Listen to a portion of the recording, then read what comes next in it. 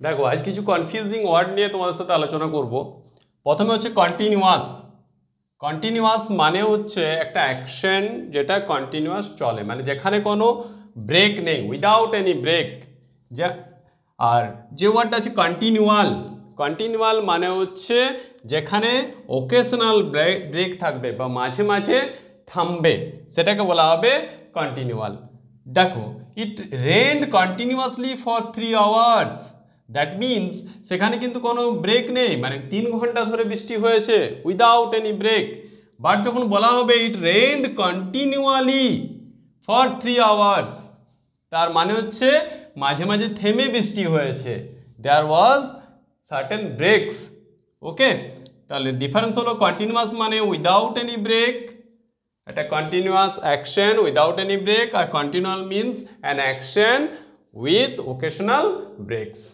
ওকে, পরের যে কনফিউজিং ওয়ার্ডগুলো সেগুলো হচ্ছে অ্যাপিডেমিক আর এন্ডেমিক।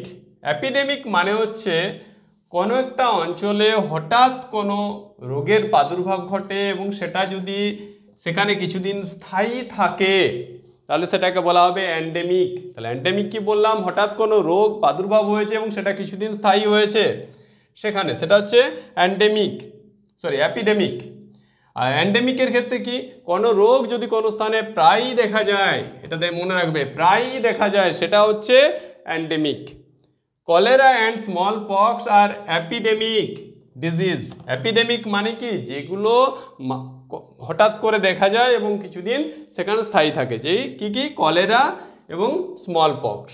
বাট দেখো, malaria is endemic in certain places, মানে ম্যালেরিয়া রোগটা হচ্ছে কোনো স্থানে প্রায়ই দেখা যায়, তাহলে তার জন্য এটাকে বলা হচ্ছে অ্যান্ডেমিক। তাহলে অ্যান্ডেমিক মানে যখন কোনো রোগ কোনো স্থানে প্রায়ই দেখা যায় সেটা হচ্ছে অ্যান্ডেমিক, আর অ্যাপিডেমিক হচ্ছে যখন কোনো রোগ হঠাৎ করে অনেককে আক্রমণ করে এবং কিছুদিন সেখানে স্থায়ী থাকে, সেটা হচ্ছে অ্যাপিডেমিক।